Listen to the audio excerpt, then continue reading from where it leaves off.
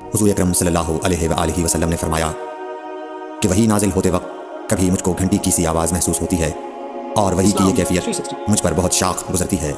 जब ये कैफियत ख़त्म होती है तो मेरे दिलो दिमाग पर उस फरिश्ते के ज़रिए नाजिल शुदा वही महफूज हो जाती है। और किसी वक्त ऐसा होता है कि फ़रिश्ता बशक्ल इंसान मेरे पास आता है और मुझसे कलाम करता है, बस मैं उसका कहा हुआ याद रख लेता हूँ। सही बुखारी हदीस नंबर 2। हज़रत सल्लल्लाहु अलैहि वसल्लम पर वही का इब्तिदाई दौर अच्छे सच्चे पाकीज़ा ख्वाबों से शुरू हुआ। आप ख्वाब में जो कुछ देखते वो सुबह की रोशनी की तरह सही और सच्चा साबित होता। फिर मिन जानिब कुदरत आप तन्हाई पसंद हो गए और आपने गारे हिरा में खिलवत नशीनी इख्तियार फरमाई और कई कई दिन और रात वहाँ मुसलसल इबादत और याद इलाही और जिक्र में मशगूल रहने लगे। जब तक घर आने को दिल न चाहता तोशा हमरा लिए हुए वहाँ रहते।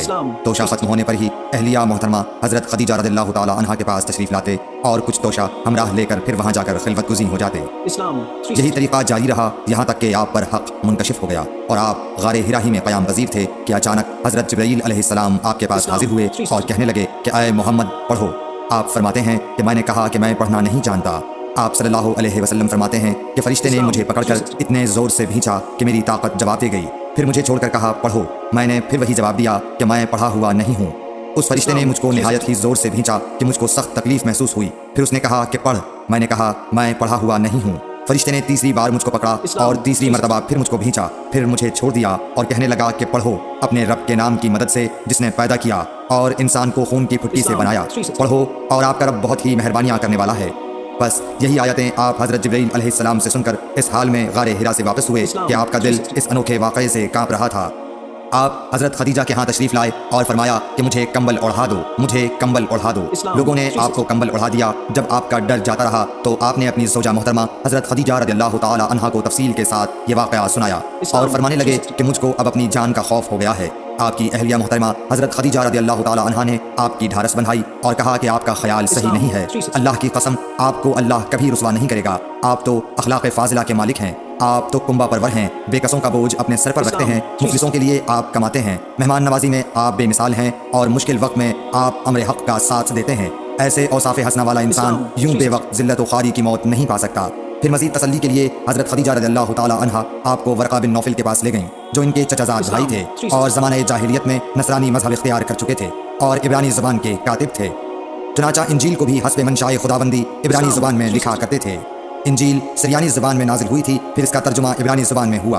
वरक़ा इसी को लिखते थे। वो बहुत बूढ़े हो गए थे, यहाँ तक कि उनकी बीनाई भी रुखसत हो चुकी थी।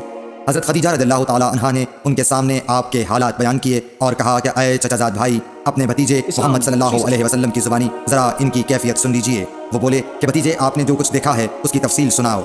चुनांचा आप सल्लल्लाहु अलैहि वसल्लम ने अज़ अव्वल ता आखिर पूरा वाक़या सुनाया, जिसे सुनकर वरक़ा बेख्तियार होकर बोल उठे कि ये तो वही नामूस मुअज़्ज़िज़ राज़दान फरिश्ता है जिसे अल्लाह ने हज़रत मूसा अलैहिस्सलाम पर वही देकर भेजा था।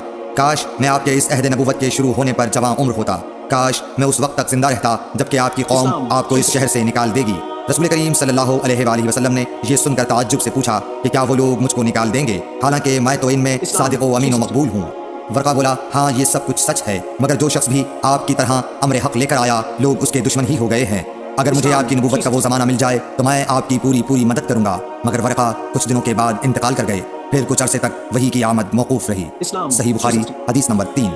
हुज़ूर अकरम सल्लल्लाहु अलैहि वसल्लम ने वही के रुक जाने के ज़माने के हालात बयान फरमाते हुए कहा कि एक रोज़ मैं चला जा रहा था कि अचानक मैंने आसमान की तरफ एक आवाज़ सुनी और मैंने अपना सर आसमान की तरफ उठाया। क्या देखता हूँ कि वही फरिश्ता जो मेरे पास गारे हिरा में आया था वो आसमान और ज़मीन के बीच में एक कुर्सी पर बैठा हुआ है। मैं उससे डर गया और घर आने पर मैंने फिर कंबल ओढ़ने की ख्वाहिश जाहिर की। उस वक्त अल्लाह पाक की तरफ से ये आयात नाजिल हुई, ऐ लिहाफ ओढ़ कर लेटने वाले, उठ खड़ा हो और लोगों को अज़ाब इलाही से डरा और अपने रब की बड़ाई बयान कर और अपने कपड़ों को पाक साफ रख और गंदगी से दूर रह। इसके बाद वही तेज़ी के साथ पैदर पे आने लगी। सही बुखारी हदीस नंबर 4। रसूलुल्लाह सल्लल्लाहु अलैहि वसल्लम नुज़ूल कुरान के वक्त बहुत सख्ती महसूस फरमाया करते थे और इसकी अलामतों में से एक ये थी कि याद करने के लिए आप अपने होठों को हिलाते थे। इब्न अब्बास रज़ियल्लाहु ताला अन्हु ने कहा, मैं अपने होठों को हिलाता हूँ जिस तरह आप हिलाते थे। सईद कहते हैं मैं भी अपने होंठ हिलाता हूँ जिस तरह इब्न अब्बास रज़ियल्लाहु ताला अन्हु को मैंने हिलाते देखा। फिर उन्होंने अपने होंठ हिलाए। इब्न अब्बास रज़ियल्लाहु ताला अन्हु ने कहा, फिर ये आयत उतरी कि आए मोहम्मद, कुरान को जल्द जल्द याद करने के लिए अपनी ज़बान ना हिलाओ, इसका जमा कर देना और पढ़ा देना हमारा ज़िम्मा है। हज़रत इब्न अब्बास रज़ियल्लाहु ताला अन्हु कहते हैं, यानी कुरान आप सल्लल्लाहु अलैहि वसल्लम के दिल में जमा देना اور پڑھا دینا ہمارے ذمہ ہے۔ پھر جب ہم پڑھ چکے تو اس پڑھے ہوئے کی اتباع کرو۔ ابن عباس رضی اللہ تعالیٰ عنہ فرماتے ہیں اس کا مطلب یہ ہے آپ اس کو خاموشی کے ساتھ سنتے رہو، اس کے بعد مطلب سمجھا دینا ہمارے ذمہ ہے۔ پھر یقیناً یہ ہماری ذمہ داری ہے کہ آپ اس کو پڑھو، یعنی اس کو محفوظ کر سکو۔ چنانچہ اس کے بعد جب آپ کے پاس حضرت جبرائیل علیہ السلام وحی لے کر آتے تو آپ توجہ سے سنتے، جب وہ چلے جاتے تو رسول اللہ صلی اللہ علیہ وسلم اس وحی کو اس طرح پڑھتے جس طرح حضرت جبرائیل علیہ السلام نے اسے پڑھا تھا۔ صحیح بخاری حدیث نمبر 5۔ ہرقل شاہ روم نے قریش کے قافلے میں ایک آدمی بلانے کو بھیجا، اور اس وقت یہ لوگ تجارت کے لیے ملک شام گئے ہوئے تھے، اور یہ وہ زمانہ تھا جب رسول اللہ صلی اللہ علیہ وسلم نے قریش اور ابو سفیان سے ایک وقتی عہد کیا ہوا تھا۔ جب ابو سفیان اور دوسرے لوگ ہرقل کے پاس ایلیا پہنچے جہاں ہرقل نے دربار طلب کیا تھا، اس کے گرد روم کے بڑے بڑے لوگ، علماء، وزراء و امراء بیٹھے ہوئے تھے۔ ہرقل نے ان کو اور اپنے ترجمان کو بلوایا، پھر ان سے پوچھا کہ تم میں سے کون شخص مدعی رسالت کا زیادہ قریبی عزیز ہے؟ ابو سفیان کہتے ہیں کہ میں بول اٹھا کہ میں اس کا سب سے زیادہ قریبی رشتہ دار ہوں۔ یہ سن کر ہرقل نے حکم دیا کہ اس ابو سفیان کو میرے قریب لا کر بٹھاؤ اور اس کے ساتھیوں کو اس کی پیٹھ کے پیچھے بٹھا دو۔ پھر اپنے ترجمان سے کہا کہ ان لوگوں سے کہہ دو کہ میں ابو سفیان سے اس شخص یعنی محمد صلی اللہ علیہ وسلم کے حالات پوچھتا ہوں، اگر یہ مجھ سے کسی بات میں جھوٹ بول دے تو تم اس کا جھوٹ ظاہر کر دینا۔ ابو سفیان کا قول ہے کہ خدا کی قسم اگر مجھے یہ غیرت نہ آتی کہ یہ لوگ مجھ کو جھٹلائیں گے تو میں آپ صلی اللہ علیہ وسلم کی نسبت ضرور غلط گوئی سے کام لیتا۔ خیر، پہلی بات جو ہرقل نے مجھ سے پوچھی وہ یہ کہ اس شخص کا خاندان تم لوگوں میں کیسا ہے؟ میں نے کہا وہ تو بڑے اونچے عالی نسب والے ہیں۔ کہنے لگا اس سے پہلے بھی کسی نے تم لوگوں میں ایسی بات کہی تھی؟ میں نے کہا نہیں۔ کہنے لگا اچھا اس کے بڑوں میں کوئی بادشاہ ہوا ہے؟ میں نے کہا نہیں۔ پھر اس نے کہا بڑے لوگوں نے اس کی پیروی اختیار کی ہے یا کمزوروں نے؟ میں نے کہا نہیں، کمزوروں نے۔ پھر کہنے لگا اس کے تابع دار روز بڑھتے جاتے ہیں یا کوئی ساتھی پھر بھی جاتا ہے؟ میں نے کہا نہیں۔ کہنے لگا کیا اپنے اس دعویٰ نبوت سے پہلے کبھی کسی بھی موقع پر اس نے جھوٹ بولا ہے؟ میں نے کہا نہیں، اور اب ہماری اس سے صلح کی ایک مقررہ مدت ٹھہری ہوئی ہے، معلوم نہیں وہ اس میں کیا کرنے والا ہے۔ ابو سفیان کہتے ہیں میں اس بات کے سوا اور کوئی جھوٹ اس گفتگو میں شامل نہ کر سکا۔ ہرقل نے کہا کیا تمہاری اس سے کبھی لڑائی بھی ہوئی ہے؟ ہم نے کہا کہ ہاں۔ بولا پھر تمہاری اور اس کی جنگ کا کیا حال ہوتا ہے؟ میں نے کہا لڑائی ڈول کی طرح ہے، کبھی وہ ہم سے میدان جنگ جیت لیتے ہیں اور کبھی ہم ان سے جیت لیتے ہیں۔ ہرقل نے پوچھا وہ تمہیں کس بات کا حکم دیتا ہے؟ میں نے کہا وہ کہتا ہے کہ صرف ایک اللہ ہی کی عبادت کرو، اس کا کسی کو شریک نہ بناؤ، اور اپنے باپ دادا کی شرک کی باتیں چھوڑ دو، اور ہمیں نماز پڑھنے، سچ بولنے، پرہیزگاری اور صلہ رحمی کا حکم دیتا ہے۔ یہ سب سن کر پھر ہرقل نے اپنے ترجمان سے کہا کہ ابو سفیان سے کہہ دے کہ میں نے تم سے اس کا نسب پوچھا تو تم نے کہا کہ وہ ہم سے عالی نسب ہے، اور پیغمبر اپنی قوم میں عالی نسب ہی بھیجے جایا کرتے ہیں۔ میں نے تم سے پوچھا کہ دعویٰ نبوت کی یہ بات تمہارے اندر اس سے پہلے کسی اور نے بھی کہی تھی تو تم نے جواب دیا کہ نہیں۔ تب میں نے اپنے دل میں کہا کہ اگر یہ بات اس سے پہلے کسی اور نے کہی ہوتی تو میں سمجھتا کہ اس شخص نے بھی اسی بات کی تقلید کی ہے جو پہلے کہی جا چکی ہے۔ میں نے تم سے پوچھا کہ اس کے بڑوں میں کوئی بادشاہ بھی گزرا ہے تو تم نے کہا کہ نہیں۔ تو میں نے دل میں کہا کہ ان کے بزرگوں میں سے کوئی بادشاہ ہوا ہوگا تو کہہ دوں گا کہ وہ شخص اس بہانے اپنے آباء و اجداد کی بادشاہت اور ان کا ملک دوبارہ حاصل کرنا چاہتا ہے۔ اور میں نے تم سے پوچھا کہ اس بات کے کہنے یعنی پیغمبری کا دعویٰ کرنے سے پہلے تم نے کبھی اس کو دروغ گوئی کا الزام لگایا ہے؟ تم نے کہا کہ نہیں۔ تو میں نے سمجھ لیا کہ جو شخص آدمیوں کے ساتھ دروغ گوئی سے بچے وہ اللہ کے بارے میں کیسے جھوٹی بات کہہ سکتا ہے۔ اور میں نے تم سے پوچھا کہ بڑے لوگ اس کے پیرو ہوتے ہیں یا کمزور آدمی؟ تم نے کہا کمزوروں نے اس کی اتباع کی ہے، تو دراصل یہی لوگ پیغمبروں کے متبعین ہوتے ہیں۔